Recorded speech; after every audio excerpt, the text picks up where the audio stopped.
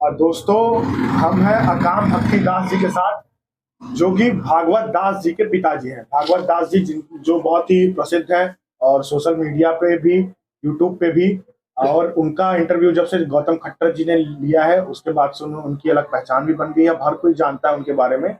और साथ में सबसे बड़ी बात है कि इतनी कम उम्र में भगवत गीता का पाठ करना, भगवत गीता के श्लोकों को इस तरह से उच्चारण करना, ये अपने आप में बहुत बड़ी बात है। तो हम उनके पिताजी के साथ हैं। सबसे पहले जय श्री कृष्णा। जय श्री कृष्ण, हरे कृष्ण। आपका नाम मुझे थोड़ा बहुत अटपटा लगा, अकाम भक्ति दास जी, क्या मतलब है इसका और ऐसा नाम क्यों? श्रीमद् भागवतम में श्लोक आता है, अकाम सर्वो कामो वा मोक्ष कामो दारति। तो वहीं से ये नाम आया है अकाम। अकाम शब्द का अर्थ होता है जैसे काम होते हैं, जैसे हम निष्काम कहते हैं। काम मतलब भौतिक इच्छाएं, और अकाम मतलब बिना किसी भौतिक इच्छा के। तो हमारे गुरु ने हमें नाम दिया, हमारे शिक्षा गुरु जी ने, कि अकाम भक्ति दास, कि आपको जीवन भर अकाम भक्ति करनी है। ऐसी भक्ति करनी है जिसमें कोई इच्छा ना हो। ये तो लोग बाग जैसे भगवान के पास जाते हैं और अपनी इच्छाएं भी प्रकट कर देते हैं कि मेरे को गाड़ी चाहिए, बंगला चाहिए, मोटर चाहिए, ये सब चाहिए।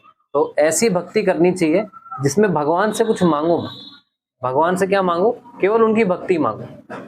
तो अगर जैसे ही हमने कुछ भी भगवान से मांगा तो वो भक्ति में मिश्रण हो जाता है। तो मिश्रण नहीं होना चाहिए भक्ति में, भक्ति शुद्ध होनी चाहिए।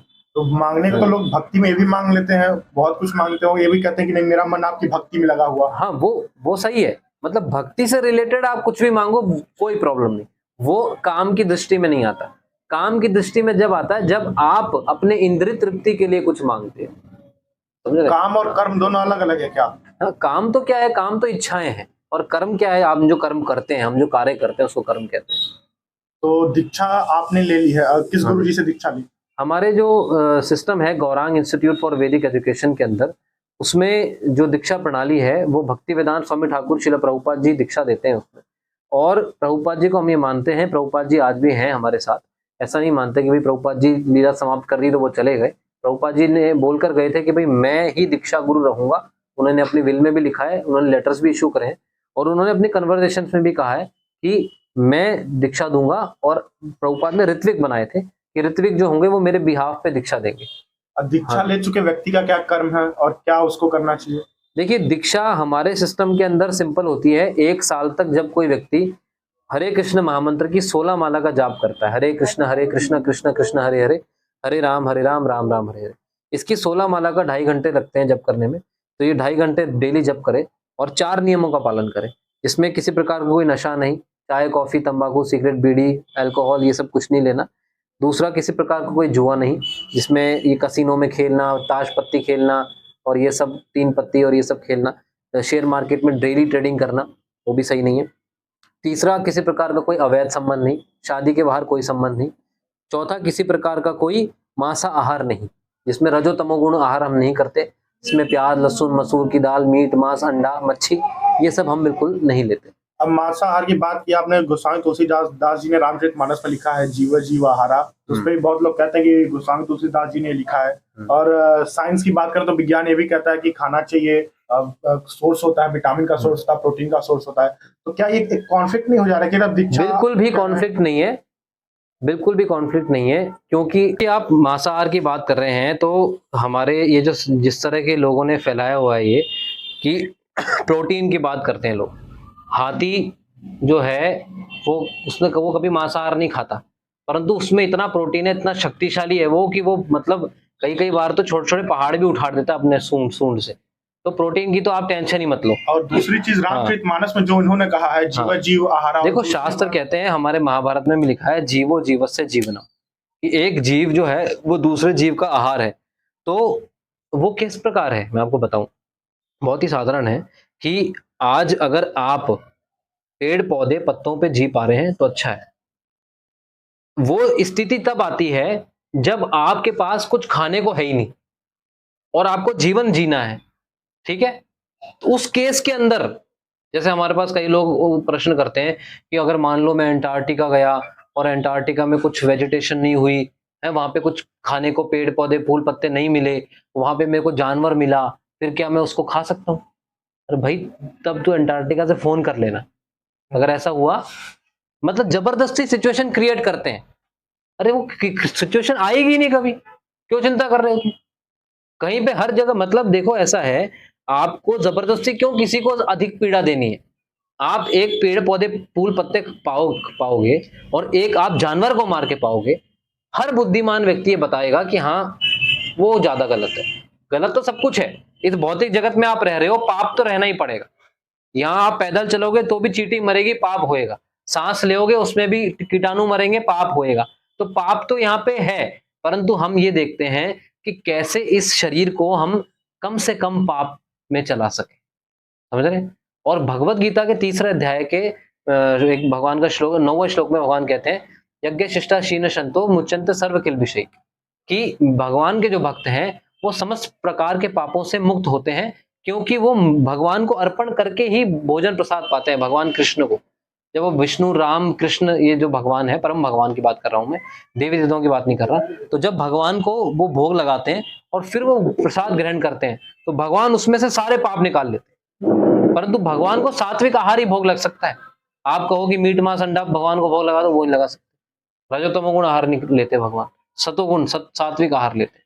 अच्छा, धर्म की बात आती है हाँ। तो ऐसा नहीं लगता कि धर्म लोगों को बांट रहा है? अलग अलग धर्म बने हुए, अलग अलग धर्म लोगों को बांट रहे हैं, और कहीं न कहीं यही रीजन है कि आपस में मतभेद है, लोग एक दूसरे से लड़ रहे हैं। नहीं तो हम तो बात करते ही नहीं, हम तो स्पिरिचुअलिटी की बात करते हैं, आत्मा की बात करते हैं। और आत्मा का एक ही धर्म है, सनातन धर्म।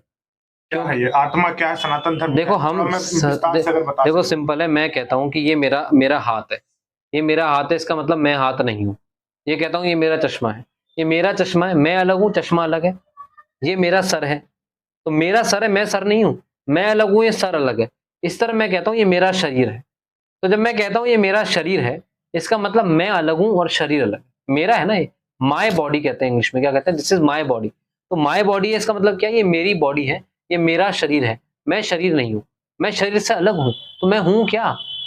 मैं आत्मा हूं। सबसे पहले तो डेफिनेशन यहाँ पे आई कि मैं आत्मा हूं, मैं ये शरीर नहीं हूं। जो मैं रोज आईने में देखता हूं, मैं ये नहीं हूं, मैं आत्मा हूं। अब मैं आत्मा हूं तो आत्मा का हर चीज का एक धर्म होता है, हर चीज का एक अपना कर्म होता है, एक धर्म होता है। तो वो आत्मा का क्या धर्म है?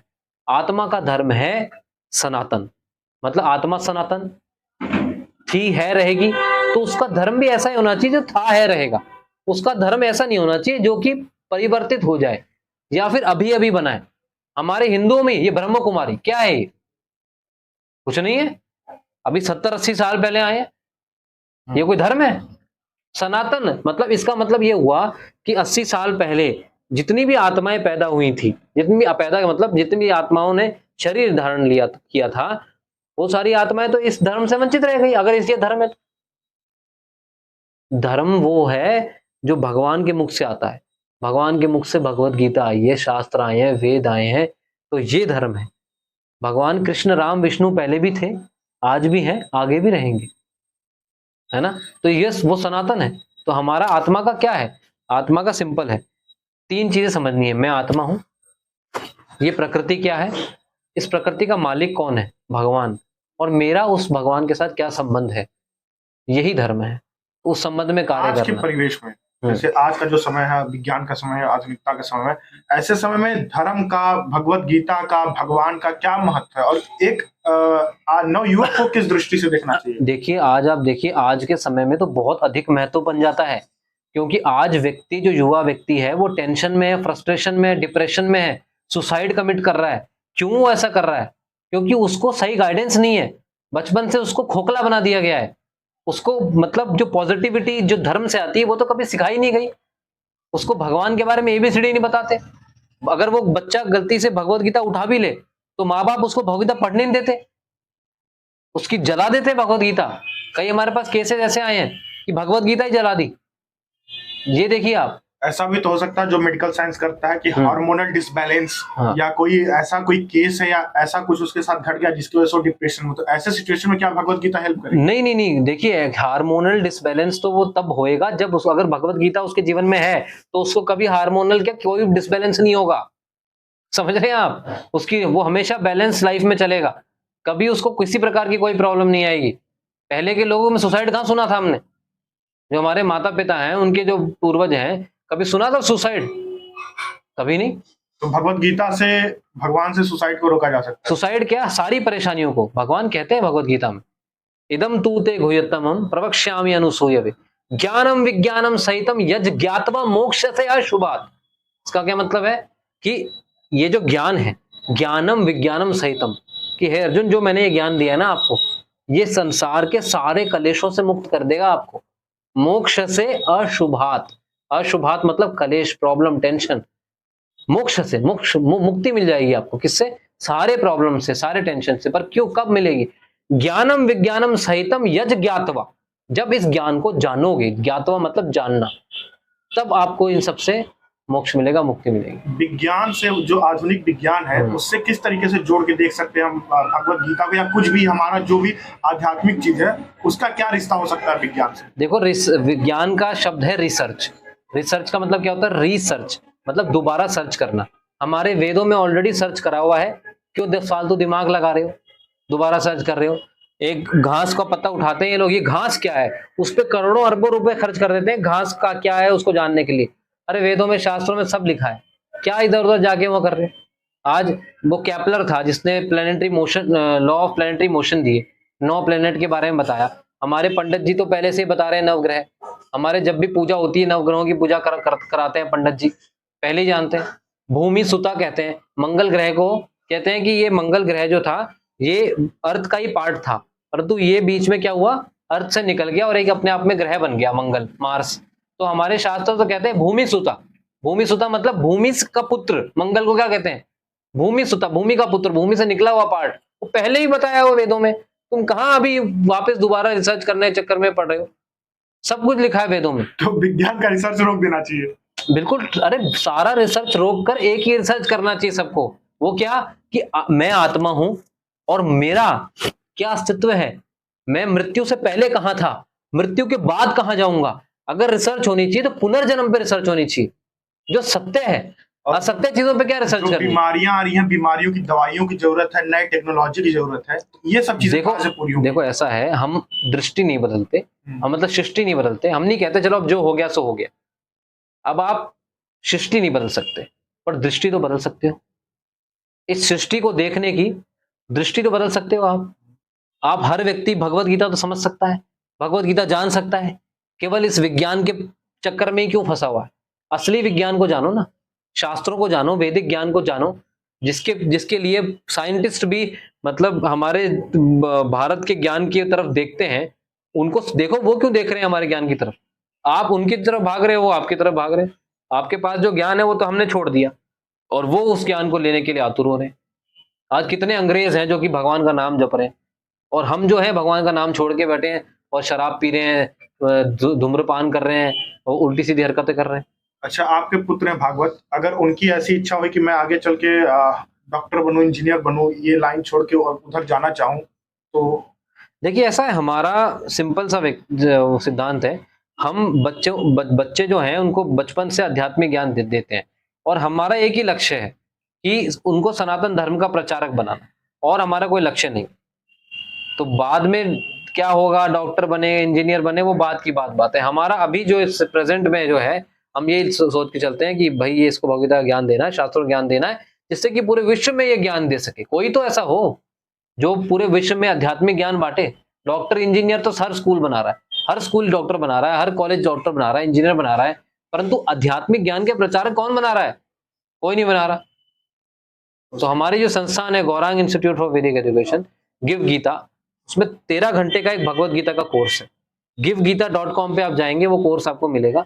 कोई भी व्यक्ति उस कोर्स को डाउनलोड कर सकता है, सुन सकता है, और वो भी आध्यात्मिक ज्ञान ले सकता है। हम तो कहते हैं जो बच्चे आपके हैं आप उनको ऑनलाइन गुरुकुल में भेजो, हमारा ऑनलाइन गुरुकुल चलता है। आप अपना जो बच्चों को पढ़ा रहे हो पढ़ाओ, पर साथ में ये ज्ञान दो ना। जिससे कोई कॉस्ट है उसका? तो देखो वो डिपेंड करता है, कॉस्ट मिनिमम जो भी है 500 रुपए, जो भी सिस्टम को चलाने के लिए, जैसे इंटरनेट के भी बिल आते हैं, है ना, वो सब कनेक्शन होते हैं। जो भी आजकल जूम आ गया है, वो जूम को पैसे देना पड़ता है, कि भाई जो भी कॉस्ट है, कॉस्ट प्राइस पे जो भी है हम वो करते हैं। अच्छा, लास्ट में एक आखिरी सवाल, कोई एक ऐसा श्लोक या गीता का कोई ऐसा जो उन्होंने बोला है जो आज के विद्यार्थियों के लिए, नव युवकों के लिए, जो उनकी जिंदगी बदल सके और उन्हें मोटिवेट कर सके कि वो अपने पथ की तरफ अग्रसर हो सके? देखिए ऐसा है, भगवान भगवत गीता में कहते हैं, मन मना भव मद भक्तो मदयाजी माम नमस्कुरु माम एव वर्षति सत्यम ते प्रति जाने प्रियोसी। हम जो भी युवा हैं उनको सिंपल कहते हैं, आप अपना जीवन का लक्ष्य भगवान श्री कृष्ण को बनाओ। किसको बनाओ? भगवान श्री कृष्ण को बनाओ, उनकी भक्ति को लक्ष्य बनाओ। भगवान कहते हैं मन मना भव मद भक्तो, मेरे अपने मन को मेरा भक्त बनाओ। सबसे पहला टारगेट हमारा ये होना चाहिए हर युवा व्यक्ति का, ठीक है। उसके बाद में आता है कि आपको जीवन में क्या करना है, आपको डॉक्टर बनना है, इंजीनियर बनना है, क्या बनना है, वो सब सेकेंडरी है। उसके लिए भगवान ने भगवत गीता में बताया कर्मण्येवाधिकारस्ते मा फलेषु कदाचन, कि आपको कर्म करने का अधिकार है, फल के आप अधिकारी नहीं हो। हम क्या करते हैं, हम एफर्ट ओरिएंटेड नहीं है, हम रिजल्ट ओरिएंटेड है। हम टेंशन में क्यों आते हैं? क्योंकि हम रिजल्ट के बारे में सोचते हैं। आप अपने एफर्ट को ही अपना रिजल्ट बना लो। भगवत गीता कहती है कर्मण्येवाधिकारस्ते, इसका मतलब क्या है? एफर्ट को अपना रिजल्ट बना लो, उसी में खुश रहो। रिजल्ट आएगा नहीं आएगा, क्या आएगा, वो बहुत चीजें फैक्टर्स हैं, उन पे डिपेंड करता है। परंतु आप अभी कब कैसे खुश रह सकते हो? आप दुखी व्यक्ति क्यों रहता है? क्योंकि वो हमेशा रिजल्ट के बारे में सोचता है। क्या पता होगा नहीं होगा, क्या पता मैं पहुंच पाऊंगा नहीं पहुंच पाऊंगा, क्या पता आगे बढ़ पाऊंगा नहीं बढ़ पाऊंगा। अरे भाई कमाल हो गया, आप क्यों टेंशन ले रहे हो उसकी? आपने जो एफर्ट किया है उसी को अपना रिजल्ट बनाओ और खुश रहो और भगवान की भक्ति करो, वो मेन लक्ष्य है। चलिए, तो ये थे अकाम भक्ति दास जी। सर बहुत अच्छा लगा आपसे मिलके, आपने अपना हमें समय दिया और हम भी कोशिश करेंगे कि जो चीजें हैं गीता पढ़ें और उससे कुछ ग्रहण करें। बिल्कुल, तो बहुत बहुत आभार सर। जैसा धन्यवाद। जय श्री कृष्ण।